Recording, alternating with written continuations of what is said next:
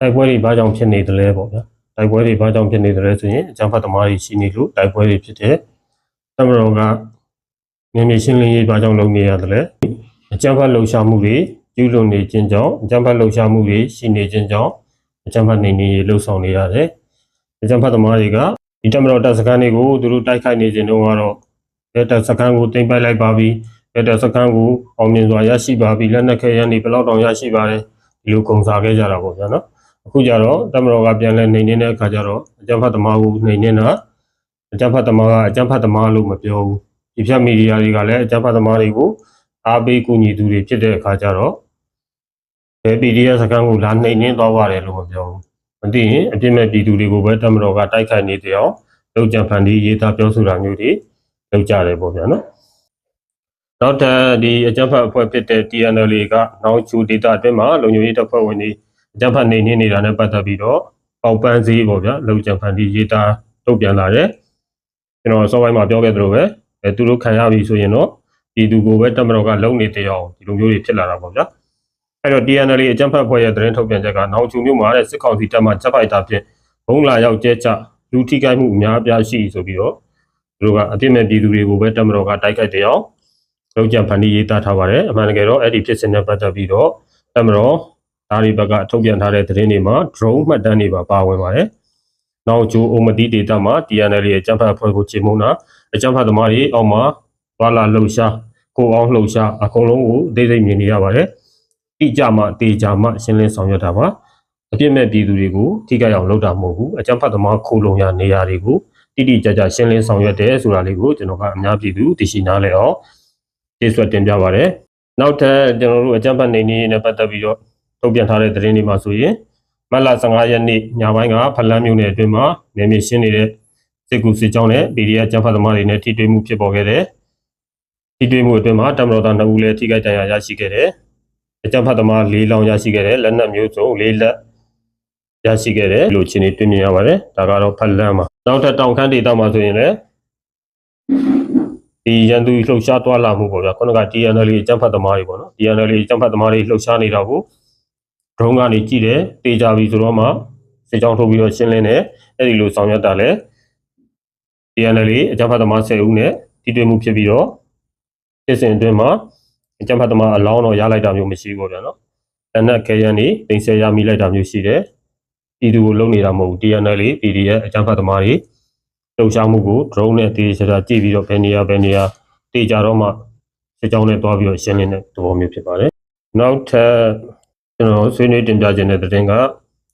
ဒီဖြတ်မိတ်စာတွေမှာပေါ့ဗျာနော်ပြည်သူတွေကိုသတင်းအစိတ်ခတ်ခဲ့တဲ့ကောင်တွေခုသူတို့လည်းအစိတ်မိပြီဒီလိုအခြေအနေလေးကိုတွေ့မြင်ရတ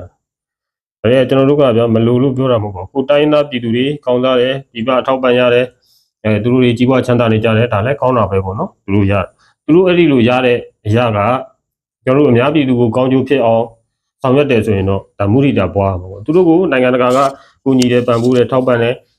အဲ့ဒီငွေကြေးကိုစားသုံးပြီးတော့သူတို့ကကြတော့ကျွန်တော်တို့ပြည်သူချင်းချင်းတေချောင်းကြံနေဒါကြတော့မလိုလားအကူဖြစ်တော့ကျွန်တော်တို့ကမုဒိတာပွားနိုင်ပြီမဲ့သူတို့ကကျွန်တော်တို့ကိုတေချောင်းကြံနေတာမျိုးကတော့ဒါမဖြစ်တင်ဘူးပေါ့ဗျာ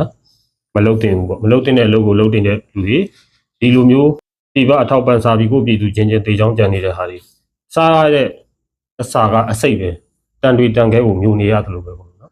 လူတွေကိုတေချောင်းကြံပြီးတော့မှစားရတဲ့အစာမျိုးဖြစ်နေတာပေါ့အဲ့တော့မနေ့ကထွက်ပေါ်လာတဲ့သတင်းတပုတ်ဒါပြည်ဖြတ်မီဒီယာတွေမှာဝေဝေးစားစားရေးတာဖော်ပြခြင်းမရှိဘူးအမေရိကန်သမ္မတရဲ့ဆုံးဖြတ်ချက်အရဒီ VOA တို့ RFA တို့ကပိတ်သိမ်းရမယ့်အနေအထားမျိုးဖြစ်သွားတယ်ပေါ့ဗျာနော်သူတို့ live stream ထုတ်လုပ်မှုတွေဘာတွေတော့ရပ်နားသွားပြီပေါ့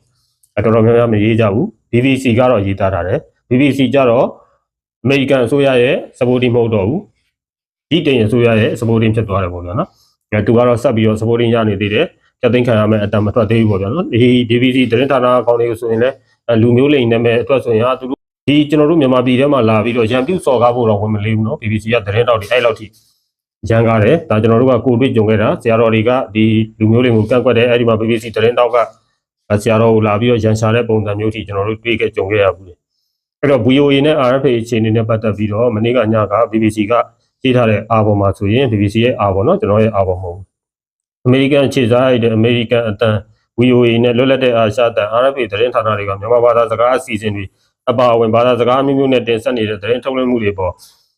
တိုက်ရိုက်တက်ရောက်လာတဲ့သမ္မတအမိန့်ကိုအမေရိကန်သမ္မတဒေါ်နယ်ထရန့်လက်မှတ်ထိုးတည်ပြုလိုက်ပြီဖြစ်ပါတယ်။သတင်းဌာနတွေကိုစီမံကန့်ကွက်တဲ့ Global Media အစိုးရ agency နဲ့တခြားအစိုးရ agency 6ခုရဲ့လှုပ်ရှားဆောင်ရွက်မှုတွေကိုအနည်းဆုံးဖြစ်အောင်ထားရမယ်ဆိုတဲ့ညွှန်ကြားချက်ထွက်လာတာဖြစ်ပါတယ်။ VOA မြန်မာပိုင်းမှာအချိန်ကြီးအစိုးရဝန်ထမ်းအဖြစ်လုပ်ကိုင်နေသူတွေစီအလုပ်ကနေချက်ချင်းခွင့်ပေးပြီးရုံးကိုလာရောက်ကြရမလို့တော့တဲ့ညွှန်ကြားချက် email တွေရရှိလာကြောင်းသိရပါတယ်တဲ့။တချို့ရုံးလာလို့မရတော့ဘူးပေါ့ဗျာ။ရုံးထဲမှာရှိနေသူတွေတဲက email ဝင်လာတဲ့သူတွေကရုံးကနေထွက်ခွာပေးရပါတယ်။ VOA မြန်မာပိုင်းရဲ့ social media နဲ့ website တို့ပေါ်ကနေတိုက်ရိုက်ထုတ်လွှင့်မှုအစီအစဉ်တို့ကိုလည်းကြည့်ရှုသူတွေမမြင်နိုင်ကြတော့တာပဲဖြစ်သွားပါတယ်။အချိန်ကြီးအစိုးရဝန်ထမ်းမဟုတ်ပဲစာချုပ်နဲ့အလုပ်လုပ်ကိုင်သူတွေတံဘယ်လိုညွှန်ကြားချက် email မှဝင်မလာသေးဘူးဆိုပြီးပြောသူရှိပါတယ်။ရုံးကိုတွားရမလားမတွားရဘူးလားမသိဘူးအထက်ကသူကိုယ်တိုင်ရုံးမလာရညွှန်ကြားချက်မျိုးရထားတော့စာချုပ်သမားတွေရုံးကိုတွားကြည့်ပါလို့ပဲသူကအကြံပေးနိုင်တယ်။ဘာဆက်ဖြစ်မလဲမသိဘူးလို့ဆိုပါတယ်။ဒီသတင်းဌာနကပဲသတင်းတော့ကပြောပါတယ်ဘာညာဒီလိုမပြောဘူးเนาะရေးမထားဘူးသတင်းဌာနတွေကိုစီမံတဲ့ Global Media အစိုးရ agency အပြင်တခြားပြင်မှတ်ထားခံရတဲ့ဗဟိုအစိုးရ agency ဌာနတွေထဲမှာပြတိုင်းနဲ့စာကြည့်တဲ့ institute လိုမျိုးအိုးမဲအိမ်မဲပြဿနာကိုကင်တွယ်ရေးအစိုးရဌာနတွေကြားပူးပေါင်းဆောင်ရွက်တဲ့ကောင်စီလိုမျိုးဌာနတွေပါပါဝင်ပါတယ်တဲ့နော်ဒါကကျွန်တော်တို့ကအမေရိကမှာအာဂရိလိုက်စားမှုမရှိဘူးလို့ကျွန်တော်တို့ကထင်နေကြတာပေါ့ဗျာနော်ဒီဌာနတွေမှာအာဂရိမှုတွေများနေတယ်ငွေကြေးလွှဲသုံးစားမှုတွေများနေတယ်ဥပမာအဖြစ်ပြောရင်ဒီမြန်မာပြည်ကိုဒီမိုကရေစီအရေးလှုပ်ရှားမှုအတွက်လူ့အခွင့်အရေးလှုပ်ရှားမှုအတွက် LGBT တွေအတွက်ဘာအရေးအတွက်ညာအရေးအတွက်ငွေကြေးပေါင်းမြောင်များစွာထောက်ပံ့တယ်လို့ဟိုဘက်မှာဆင်းပြထားပေမဲ့ဒီဘက်ကနီပိန်းလူငန်ဝါတွေစီကိုဒီပမာဏတွေကအပြည့်အဝရောက်တာမဟုတ်ဘူးဗျာနော်ဒါပေမဲ့နီပိန်းလူငန်ဝါတွေကတော့ရောက်မရောက်သူတို့ကရောက်တော့နဲ့ဒီကိုပြည်သူချင်းရန်ရှာပြီးတော့အမုန်းပွားပြီးလုပ်နေကြတာပေါ့နော်ဟိုဘက်ကဒီမိုကရက်တစ်တွေကဒီမြန်မာပြည်တွေကနီပိန်းတွေကိုခိုင်းစားတယ်နီပိန်းတွေကိုရုပ်ပြပြီးတော့ဟိုဘက်မှာငွေတောင်းတယ်ဒီလိုအဂရိမျိုးတွေရှိမှာပေါ့ဗျာနော်အဲ့လိုဆိုတော့ကျွန်တော်တို့ကဒီလိုမျိုးဖြစ်သွားတဲ့အပေါ်မှာဝမ်းမြောက်တာမျိုးတော့မရှိပါဘူးဒီလူတွေဒီပြပအထောက်ပံ့ရပြီးတော့အတိုင်းပြည်နဲ့လူမျိုးကိုကောင်းကျိုးပြုရဲဆိုရင်မူရိတာပွားတယ်ပေါ့ဗျာနော်တိုင်းပြည်နဲ့လူမျိုးကိုကောင်းကျိုးမပြုဘူးအစဉ်တစ်ဖြင့်ကိုပြည်သူချင်းရက်ဆက်ရုံမှမှုတွေဖြစ်ပေါ်အောင်လှုံ့ဆော်နေတယ်ဒီလိုရေးသားဖော်ပြမှုတွေကိုတော့ကျွန်တော်တို့ကအစဉ်တစ်ဖြင့်ကန့်ကွက်ရှုံချပါတယ်နိုင်ငံရေးသမားနိုင်ငံရေးစိတ်ဓာတ်အမှန်တကယ်ရှိတဲ့လူကအများပြည်သူကိုကောင်းကျိုးဖြစ်စေခြင်းတဲ့သူပဲဖြစ်ရမယ်နိုင်ငံရေးသမားတယောက်ဟာအများပြည်သူကောင်းကျိုးဖြစ်အောင်ပဲလုပ်ရမယ်အခြေခံအားဖြင့်အဲ့ဒီစိတ်ဓာတ်ရှိတယ်သို့တော့ဒီနိုင်ငံတကာကအကူအညီထောက်ပံ့နေဖို့ရယူစားသုံးပြီးလိုက်တဲ့အခါမျိုးမှာကြတော့ကိုပြည်သူအချင်းချင်းလှုံ့ဆော်ပြီးတပ်ဖြတ်ခိုင်းတဲ့သူရုပ်မာတွေဖြစ်သွားတယ်ဥပမာအပြင်မင်းကိုနိုင်လို့ဆိုရင်ဒါတော်တော်များများဒီပြည်သူလူထုကြားမှာလည်းတိကျလူများတယ်ပေါ့ဗျာနိုင်ငံရေးသမားတယောက်ဖြစ်အတိမတ်ပြုတယ်ပေါ့သို့တော့သူတို့ကိုယ်တိုင်လည်းဒီငွေကြေးထောင်ချောက်ထဲကနေရုံးမထွက်နိုင်တဲ့အခါမျိုးမှာနောက်ဆုံးကြတော့ဒီ R2P ကော်ဘာတို့ဘာတို့ညာတို့ဒီလူငယ်တွေကိုလမ်းပေါ်ကိုရောက်အောင်ဆိုအတင်းတွန်းပို့တာမင်းကိုနိုင်ပဲမင်းကိုနိုင်ကြောင့်တည်ခဲ့ရတဲ့လူငယ်ပေါင်းများစွာဒီအချိန်ထိလည်းသူတို့မှာအတိတရားမရနိုင်သေးဘူးအတိတရားရသည့်တိုင်အောင်လည်းသူတို့မှာပြန်ပြီးတော့ဝန်ခံဖို့ရည်ရွယ်ချက်မရှိဘူးစက်ပြီးတော့မိုင်လုံးထွားနေကြတဲ့ပဲမင်းကိုနိုင်ဆိုရင်တော်တဲ့တောင်ထဲမှာသူကိုယ်တိုင်ပဲတိုက်ပွဲဝင်နေသလိုဘာလို့ရွဲပြဲနေတဲ့ပုံနေနဲ့ဒီကြက်ဖတ်သမားလေးတွေကိုဟန်ရေးပြတာပေါ့ဗျအမှန်တကယ်ကတော့သူကအမေရိကန်ကိုထွက်ပြေးနေတာသူကတက်လာလိုက်လို့ချင်းသူတော်ထဲမှာတကယ်ပဲတိုက်ပွဲဝင်နေတဲ့ပုံစံမျိုးဒီတက်ထဲကနေကြာကူလီမှုနဲ့ပြေးသွားတဲ့အနေမျိုးစင်တို့လည်းထုံနည်း၎င်းပေါ့ဗျာနော်မသိရင်သူတို့ကတကယ်ပြည်သူလူထုအကျိုးကိုကြည့်တယ်လို့လေအဲ့ဒီနေမျိုးစင်ရဲ့အိမ်မှာလူမှုဘဝဖွံ့ဖြိုးတိုးတက်ရေးဆိုပြီးတော့ဆိုင်းဘုတ်ကြီးချိန်ထားတယ်သူကူညီလိုက်လို့ဘယ်သူမှဖွံ့ဖြိုးတိုးတက်လာတာတော့မရှိဘူးသူကတော့တနေ့တခြားဖွံ့ဖြိုးတိုးတက်လာတယ်အဲ့ဒီလူခေါင်းစဉ်ပြည်သူလူထုကိုခုတုံးလုပ်ပြီးတော့လှုပ်ရှားတဲ့အလုပ်ကိုကျွမ်းကျင်သွားတယ်ပိုင်နိုင်သွားတယ်အဲ့ဒီဥစ္စာနဲ့လှုပ်ရှားရတာကိုအရသာတွေ့သွားတဲ့အခါကျတော့ပြည်သူမျက်နှာကိုမထောက်တော့ဘူးငွေမျက်နှာကိုကြည့်ပြီးတော့တိုင်းဖြတ်ပြီးဖြတ်လှုပ်တယ်ဒါလေးတွေကိုကျွန်တော်တို့ပြည်သူများသင်ခန်းစာယူနိုင်ပါစေလို့ဆွေးနွေးတင်ပြရင်းဒီကုန်းချုပ်ပါတယ်ဗျမြန်မာနိုင်ငံသူနိုင်ငံသားများအားလုံးပြည်ပြည်ဝရံပြည်ပြည်ဖြတ်မိတ်ဆာများရဲ့တွေးထုတ်လုံဆောင်မှုများနားမအောင်ကြပါနဲ့တော့ဒီအကြမ်းဖက်လမ်းစဉ်ကိုဆွန့်လွတ်ပြီးတော့ဥပဒေပေါင်းတွင်းကိုဝင်နိုင်ကြပါစေပြည်ပြည်ဝရံပြည်ပြည်ဖြတ်မီဒီယာတွေမှာလည်းအများပြည်သူအတိဒုက္ခရောက်အောင်လုပ်ခဲ့တဲ့နေ့အများလူတော်အကျိုးကိုပြန်ပြီးတော့ခံစားကြရမှာပဲဖြစ်ပါတယ်အားလုံးကိုကျေးဇူးတင်ပါတယ်